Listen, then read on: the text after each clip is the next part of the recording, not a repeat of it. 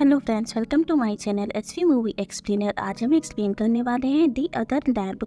ये मूवी 2019 में रिलीज हुई थी। मूवी की स्टार्टिंग में हमें कुछ लोगों को दिखाया जाता है और ये लोग एक कर्ट होते हैं और कर्ट का मतलब वो होता है जिन्हें दुनियादारी से कोई मतलब नहीं होता है। वो अपनी ही एक दुनिया बसाते हैं। लेकिन इस मूवी में हमें जो कर्ट दिखाए गए हैं ये बाकी के कर्ट से बिल्कुल अलग होते हैं और इन कर्ट का एक छोटा सा ग्रुप होता है और इस ग्रुप में सभी लड़कियां ही होती हैं। और इन्हीं कर्ट में सिर्फ एक आदमी था जिसका नाम शेफर्ड था। और हर इन्हीं कर्ट के दो ग्रुप होते थे। एक ग्रुप में सारी वाइफ्स थी और दूसरे ग्रुप में उनकी सभी बेटियां थी। इन वाइफ्स के क्लॉथ का कलर पिंक होता था और बेटियों के क्लॉथ का कलर ब्लू होता था। और ये वाइफ्स और ये बेटियां जो कि शेफर्ड की ही थी और ये सभी कर्ट शेफर्ड को ही अपना गॉड मानती थी और उसी के कहने पे चलती थी, क्योंकि उन्हें ऐसा लगता था कि शेफर्ड की वजह से ही उन्हें आज ये जिंदगी मिली है, उसी ने इंडिगो को पाला है। इसीलिए जैसे जैसे शेफर्ड कहता था वो सभी लोग शेफर्ड की बातें मानते थे, उसे फॉलो करते, क्योंकि शेफर्ड को ये सभी वाइफ्स जो कि अलग अलग कंडीशन में मिली थी। उनमें से कुछ जो कि बहुत ही ज्यादा गरीब थी और कुछ ऐसी थी जिनको बहुत ही ज्यादा टॉर्चर किया जाता था। लेकिन शेफर्ड उनके पास गया और उन्हें अपने साथ लेकर एक शांति सी जगह पे ले आई। इसके बाद ये सभी औरतें यहाँ पे रह करके शेफर्ड को ही अपना गॉड मानने लगी और ऐसा लग रहा था कि शेफर्ड इनका लीडर है और ये सभी शेफर्ड की गुलाम है। और इन सभी कर्ट को यहाँ की लाइफ स्टाइल बहुत ही अच्छी लगने लगी थी, क्योंकि ये लोग दुनिया से अब पूरी तरीके से अलग हो चुकी थी और इन्हें दुनिया से अब कोई मतलब नहीं था। और अगर इन्हीं कर्ट में कोई अगर बीमार भी हो जाता था तो उसे हॉस्पिटल लेकर के नहीं जाते थे, जबकि यहीं पे उसका इलाज करते थे उसे। और इसी के साथ हम शेफर्ड को देखते हैं जिसने यहाँ पे कुछ अपने नए नए रूल्स भी बनाए थे और उन रूल्स को ये सभी कर्ट काफी स्ट्रिक्टली फॉलो भी करती थी। और इस कर्ट में सभी फीमेल थे, इसलिए इन लोगों के पीरियड्स भी होते थे। पीरियड्स के डेज में इन फीमेल्स को कर्ट से दूर रखा जाता था। का मतलब ये था कि पीरियड्स के दौरान वो लेडी इम्प्योर हो चुकी है। और अगर ये कर्ट किसी चीज को लेकर के बात कर रहे हैं तो फिर वो लोग आपस में बात ना करके सारी बातें शेफर्ड को बताती थी। यहाँ तक कि वो लोग खाना खाते समय भी शेफर्ड को याद करती थी और सोने से पहले भी सभी शेफर्ड के पास ही जाती थी। और ये सभी कर्ट शेफर्ड को ऐसे याद करती थी जैसा लगता था कि ये लोग प्रे कर रही हैं। और इन सभी कर्ट को ऐसा लगता था कि शेफर्ड ही उन्हें एक अच्छी लाइफ दे सकता है। तभी हम शेफर्ड को देखते हैं और शेफर्ड की इन सभी बेटियों में से एक फेवरेट बेटी थी जिसे वो बहुत ही ज्यादा लाइक करता था, जिसका नाम सैला होता है। और शेफर्ड सैला को लाइक इसीलिए करता था क्योंकि उसे ऐसा लगता था कि सैला जो कि प्योर है वो कभी भी इम्प्योर नहीं हुई है, इसीलिए वो उसे बहुत पसंद करता था। और तभी हम सैला को देखते हैं। सैला पूरी अपनी माँ की तरह थी और उसकी मॉम की डेथ हो चुकी थी। और उसकी मॉम की डेथ तब हुई थी जब उन्होंने सैला को पैदा किया था। इसीलिए सैला हमेशा शेफर्ड से अपनी माँ के बारे में पूछा करती थी, लेकिन कभी भी शेफर्ड ने सैला को कोई सही जवाब नहीं दिया कि उसकी मॉम की डेथ कैसे हुई थी। शेफर्ड हमेशा सैला से यही कहता था कि तुम्हारी माँ जो कि बहुत अच्छी थी और तुम्हारी माँ तुम्हारी जैसी खूबसूरत थी जैसी कि तुम खूबसूरत हो। जिसके बाद हमें इस कर्ट में दो और लेडीज को दिखाया जाता है और ये दोनों लेडीज जो इस कर्ट से थोड़ी सी दूर पे रहती थी, क्योंकि इस कर्ट से दूर रखा जाता था और वो पास में बने हुए एक कैबिन में रहती थी।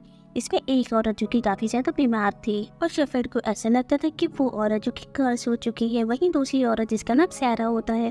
और शेफर्ड सैरा को इम्प्योर समझता था क्योंकि सैरा ने शेफर्ड की कुछ बातों को मानने से इनकार कर दिया था। और इन दो लेडीज को कर्ट के लोग खाना तो देते थे, लेकिन कर्ट के लोग उन्हें अपने पास नहीं बैठाती थी। और वहीं पे हम सैला को देखते हैं और सैला भी इन दो लेडीज को काफी इम्प्योर मानती, वो भी इनसे दूर ही रहती थी, जिसके बारे में नेक्स्ट दिखाया जाता है। और सैला अब कुछ लैम्प को लेकर के उन्हें चलाने के लिए जाती है और उसी समय सैला को फर्स्ट टाइम पीरियड्स का एहसास होता है। और जब वो अपने हाथों को देखती है तब उसके हाथों में ब्लड होता है, जिसे देख करके उसे कुछ भी समझ में नहीं आता है, जिस वजह से उसे बहुत गुस्सा आता है। और पास में एक लैम्प होती है जिसे वो जान से मार भी देती है, जिसके बाद सैला अपने घर आती है, लेकिन वो इस चीज के बारे में किसी से भी शेयर नहीं करती है। और वो लैम्प के बारे में शेफर्ड को ये बताती है कि वो लैम्प वहाँ पे सो गया था और कुछ डॉग्स आए थे जिन्होंने उसे जान से मार दिया था। शेफर्ड भी सैला से अब और कोई इंक्वायरी नहीं करता है और सैला को माफ करके यहाँ से चला जाता है। फिर हमें नेक्स्ट दिखाते हैं और नेक्स्ट यहाँ पे पुलिस आती है जो शेफर्ड से मिलती है और उस शेफर्ड को फोन करती है कि वो इस जगह को छोड़ करके यहाँ से चला जाए। लेकिन शेफर्ड पुलिस को कोई भी जवाब नहीं देता है। इसके बाद वो अपनी बेटियों और अपनी वाइफ के पास आता है और उनसे आकर के बात करता है। और शेफर्ड अब अपनी सभी वाइफ्स और अपनी बेटियों से कहता है कि यहाँ पे पुलिस आई थी, इसने मुझे फोन किया है और ये दुनिया के लोग हमें यहाँ पे नहीं रहने देंगे। ये दुनिया के लोग चाहते हैं कि हम लोग इस जगह को छोड़ करके कहीं और चले जाएं, इसलिए हमें ऐसा करना होगा। जैसे हम लोग पूरी दुनिया को छोड़ करके इस जगह पे आए थे, वैसे ही हम लोग इस जगह को छोड़ करके दूसरी जगह शिफ्ट होंगे। और ये बात जब शेफर्ड की वाइफ और बेटियां सुनती हैं तब बहुत ही ज्यादा खुश होती हैं, सिवाय सैला के। क्योंकि सैला को ये चीज नहीं अच्छी लगती है। के बाद हम नेक्स्ट डे देखते हैं और शेफर्ड और उसकी सभी वाइफ और बेटियां दूसरी जगह की तलाश में अपना सारा सामान लेकर के आगे की तरफ बढ़ जाती हैं और दिन भर ये लोग जर्नी करते थे और रात में एक जगह ये लोग रेस्ट करते थे। तभी हम सैला को देखते हैं और सैला को ये सब बिल्कुल अच्छा नहीं लग रहा था और उसके पीरियड्स चल रहे थे, जिस दौरान उसे काफी बुरे बुरे सपने भी आ रहे थे और उसे शेफर्ड के बारे में काफी बुरे सपने आ रहे थे। इसके बाद हमें अगेन से नेक्स्ट से दिखाया जाता है और नेक्स्ट से अगेन से शेफर्ड और उसकी वाइफ और बेटियां जर्नी कर रही होती हैं और उसकी जर्नी के दौरान उन्हें एक शेल्टर मिल जाता है और अब इतनी ज़्यादा ठंड हो रही थी, इसीलिए ये लोग इस शेल्टर के अंदर आते हैं और इस शेल्टर के अंदर रहने का डिसाइड करते हैं। लेकिन तभी शेफर्ड अब इन लोगों को इस शेल्टर के अंदर रहने से मना कर देता है और शेफर्ड अब सभी से कहता है कि नहीं, हम यहाँ पे नहीं रुकेंगे क्योंकि ये टूटे हुए लोगों के मकान है और हमें इस जगह पे नहीं रहना है। इसलिए शेफर्ड अब इस शेल्टर के बाहर ही टेंट लगाता है और सभी लोग वहीं पे रात बिताते हैं। यहीं पे हम सैला की एक बहन को देखते हैं जिसे अब सैला के पीरियड्स के बारे में पता लग जाता है और इसीलिए सैला की सिस्टर अब ये सारी बातें शेफर्ड और सभी लोगों को बता देती है और शेफर्ड के कहने पे ही अब सैला को कुछ दिन के लिए उन दो लेडीज के साथ दूसरे कैबिन में रख दिया जाता है।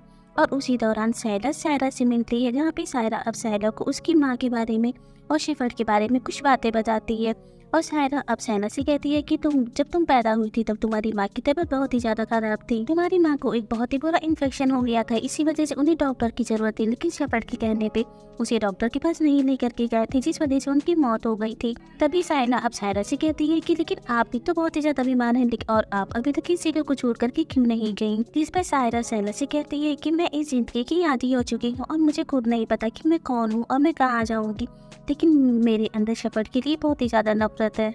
और शेफर्ड ने भी सायरा को इस जगह से इसलिए दूर किया था क्योंकि वो शेफर्ड और इस कर्ट के लोगों की सच्चाई जान चुकी थी। इसलिए शेफर्ड ने सायरा को इन सभी लेडीज से दूर रखा था ताकि वो इस कर्ट और शेफर्ड की सच्चाई किसी और को ना बता दे। लेकिन अब ये सच्चाई सायरा को भी पता लग गई थी, इसलिए उसके अंदर भी शेफर्ड के लिए धीरे धीरे नफरत पैदा होना शुरू हो गई थी। लेकिन सायरा अपनी फीलिंग को किसी के साथ भी शेयर नहीं करती है क्योंकि सभी लोग शेफर्ड को अपना गौन मानती थी। वहीं दूसरी तरफ अब हम शेफर्ड और कर्ट के लोगों को देखते हैं, ये लोग से अभी तक कंटिन्यू ही होती है। और वहीं शेफर्ड इन लोगों से कहता है कि हम लोग बहुत ही जल्द एक कैबिन में पहुंचने वाले हैं जहाँ पे मैं तुम लोगों को एक इटर्नल लाइफ दूंगा। तभी हम यहाँ पे एक लेडी को देखते हैं जिसका नाम एड्रियल होता है और एड्रियल जो कि प्रेग्नेंट होती है।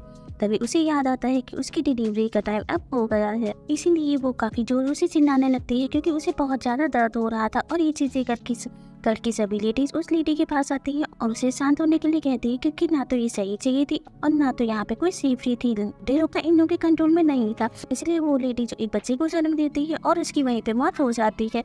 और इस बात से घर की सभी लेडीज काफी ज्यादा दुखी होती है, लेकिन शेफर्ड जो कि बिल्कुल भी दुखी नहीं होता है, जबकि वो इस चीज से खुश होता है। उसके बाद घर की सभी औरतें मिलकर के उस लेडी की डेड बॉडी को यहीं पे जला देती हैं। लेकिन तभी यहाँ पे सैला आती है और वो शेफर्ड से कहती है कि इस लेडी की मौत की जिम्मेदार सिर्फ तुम्हारी वजह से इसकी मौत हुई है। लेकिन शेफर्ड को इसी से बिल्कुल असर नहीं होता है और वो अगेन से अपने जर्नी को कंटिन्यू रखता है। तभी हम यहाँ पे सायरा को देखते हैं, सायरा अब इस जर्नी का हिस्सा नहीं होती है और सायरा ऐसा इसीलिए करती है क्योंकि एड्रियल की जब मौत हुई थी तब उसने एक लड़के को जन्म दिया था और शेफर्ड का ढूंढ लिए था कि अगर किसी के भी लड़का होता है तो फिर वो उस लड़के को अपने कट में शामिल नहीं करेंगे, वो लोग उसे वहीं पे छोड़ के चले जाते हैं। रे सायरा ने इस जर्नी को छोड़ दिया था क्योंकि वो उस बच्चे को अपने पास रख लेती है और वो सायरा को समझाती है कि तुम बहुत ही स्ट्रॉन्ग लड़की हो, तुम्हें अपने बाकी की बहनों को समझाना होगा कि शेफर्ड अच्छा नहीं है, वो सही इंसान नहीं है, इसीलिए तुम्हें इस जर्नी में आगे जाना चाहिए। इसीलिए सायरा इस जर्नी का हिस्सा बनती है और वो शेफर्ड के साथ आगे बढ़ जाती है। और अब ये लोग अपनी जर्नी में एक जगह रुकते हैं जहाँ पे ऐसा लग रहा था कि शेफर्ड भी अब आगे जाने का रास्ता भूल गया है, उसे भी समझ में नहीं आ रहा था कि अब वो कहाँ पे जाएगा। तभी हम कर्ट में से सायरा के एक सिस्टर को देखते हैं जो अब शेफर्ड से कहती है कि हमें इस रूट पे जाना चाहिए। और ये बात सुनकर के शेफर्ड को काफी गुस्सा आता है और वो उस बेटी को पकड़ करके उस सबके सामने उसे मारने लगता है, उसे बहुत पीटता है और उसे कहता है कि अब तुम मुझे बताओगे कि हमें किस रास्ते पे जाना है। इस पर शेफर्ड की बेटी उसे कहती है कि मुझे माफ कर दो, मुझसे गलती हो गई है।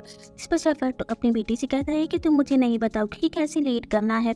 और फिर वो अपनी बेटी को बहुत ही बुरी तरीके से घसीटते हुए आगे लेके जाता है और अभी भी वो अपनी जर्नी कंटिन्यू रखता है। और शेफर्ड को अभी भी कर्ट की लेडीज फॉलो कर रही थी, वे भी अपने सिस्टर की मदद नहीं कर रही थी। और अब काफी दूर चलते चलते शेफर्ड और कर्ट के लोग फाइनली एक ऐसी जगह पे पहुंच जाते हैं जो कि एक बहुत बड़ी सी प्लेस होती है और वहाँ पे काफी सारा पानी भी होता है। और ये चीज़ देख करके शेफर्ड अब अपने कर्ड के लोगों से कहता है कि मैं तुम लोगों को धरती पे ही एक हेवन का नजारा दे रहा हूँ और अब से हम लोग यहीं पे रहेंगे। और ये चीज़ देख करके अब कर्ड की सभी लेडीज काफी ज्यादा खुश होती है, उन्हें बहुत अच्छा लगता है। जिसके बाद शेफर्ड अपनी सभी बेटियों को एक लेक में लेके जाता है और उस लेक में शेफर्ड अपनी सभी बेटियों को बाहर दे करके इम्प्योर कर देता है। और तभी शेफर्ड अपनी वाइफ से कहता है कि मैंने तुम लोगों से प्रॉमिस किया था कि मैं तुम लोगों को एक इटर्नल लाइफ दूंगा, लेकिन वो इटर्नल लाइफ कैसी हो गई ये किसी को भी नहीं पता था। इसके बाद हम शेफर्ड को देखते हैं। शेफर्ड अब अपने टेंट में होता है और वो रात में शैला को अपने टेंट में बुलाता है। शैला जब शेफर्ड की टेंट में आधी रात में जाती है तो उसे बिल्कुल अच्छा नहीं लग रहा है, उसे काफी अजीब लग रहा था। और फिर आधी रात में ही शेफर्ड अब अपनी सारी वाइफ्स को लेक पे लेके जाता है और लेक में ही वो अपनी सारी वाइफ्स को डुबो करके मार देता है। जिसके बाद हमें नेक्स्ट मॉर्निंग दिखाते हैं। नेक्स्ट मॉर्निंग में हम शेफर्ड की सभी बेटियों को देखते हैं और ये सभी काफ़ी ज़्यादा परेशान होती हैं क्योंकि इन सभी की माँ अब खो चुकी थी और उन्हें उनकी माँ कहीं भी नहीं मिल रही थी। इसके बाद शेफर्ड की सारी बेटियां लेक के पास जाती हैं और वो लोग वहाँ पे शेफर्ड को देखती हैं। शेफर्ड अब लेक के किनारे बैठा होता है और तभी वो लोग नोटिस करके उनकी माँ के कपड़े जो कि लेक के किनारे पड़े हुए हैं। और ये चीज़ देख करके शेफर्ड की सभी बेटियां शेफर्ड से पूछती हैं कि हमारी माँ कहाँ पर है। इस पर शेफर्ड अपनी बेटियों से कहता है कि तुम्हारी मदर्स को मैंने इटर्नल लाइफ दे दी है और अब तुम लोगों को अपनी माँ की जगह लेनी होगी। अब तुम सब लोग अपनी माँ की जगह ले करके मेरी वाइफ बनोगी, मेरी खिदमत करोगी, मेरी सारी जरूरतों को पूरा करोगी। और शेफर्ड अब शायला को अपने पास बुलाता है और उसे कहता है कि तुम मेरी सबसे फेवरेट वाइफ बनोगी और तुम ही अब इन सब लोगों को लीड करोगी। साइला को बहुत गुस्सा आता है और वो शेफर्ड से कहती है कि मैं तुम्हारी वाइफ नहीं बनूंगी। और ये बात सुन करके शेफर्ड को बहुत गुस्सा आता है, इसलिए शेफर्ड साइला को एक जोर से थप्पड़ मारता है। और वही साइला जैसे अब अपने गुस्से पे कंट्रोल नहीं होता है और वो अब शेफर्ड को भी एक थप्पड़ मार देती है। वहीं दूसरी तरफ अब हम कुछ पुलिस वालों को देखते हैं। लोग अब इस लेक पे आते हैं जहाँ पे इन्हें काफी सारी लेडीज की डेड बॉडी मिलती है और ये भी उन्हें अब शेफर्ड की डेड बॉडी में मिलती है जो कि काफी बुरी हालत में थी और ऐसा लग रहा था कि शेफर्ड को किसी ने बहुत ही बुरी तरीके से मारा है। तभी हमें पता चलता है कि शेफर्ड को मारने वाला और कोई नहीं जबकि उनकी खुद की बेटियां थी जिन्होंने शेफर्ड को जान से मार दिया था। और अब वो सब अपनी लाइफ अच्छे से जी रही है, अपने तरीके से एंजॉय कर रही है। और अब इस कर्ड की सभी लेडीज को ये पता लग गया था कि शेफर्ड एक अच्छा इंसान नहीं था जबकि वो बहुत ही बुरा इंसान था और उसका मकसद सिर्फ और सिर्फ लेडीज को अब्यूज करना और उनका यूज करके उन्हें मार देना ही था। इसीलिए इन सभी लोगों ने मिलकर के शेफर्ड को काफी बेरहमी से जान से मार दिया और अब अपनी लाइफ अच्छे से एंजॉय कर रही हैं। इसी के साथ इस मूवी की एंडिंग हो जाती है। Thank you for watching.